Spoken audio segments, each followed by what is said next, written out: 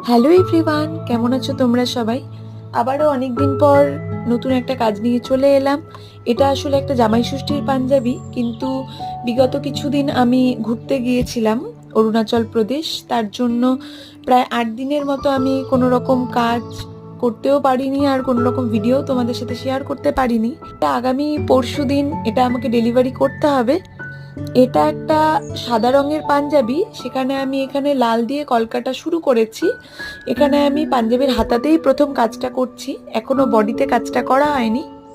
আসলে সোমাদি যখন পাঞ্জাবিটা অর্ডার করেছিল, দিদি তখন আমাকে জানিয়ে দিয়েছিল যেন আমি পুরো পাঞ্জাবিতেই পদ্ম ফুলের ওপরই কাজটা করি। পদ্মের ডিজাইন দিয়ে আমি কাজটা শুরু করেছি, আর ফুল বডিতেও আমি পদ্মের ওপরই কোনো একটা ডিজাইন আমি রাখবো।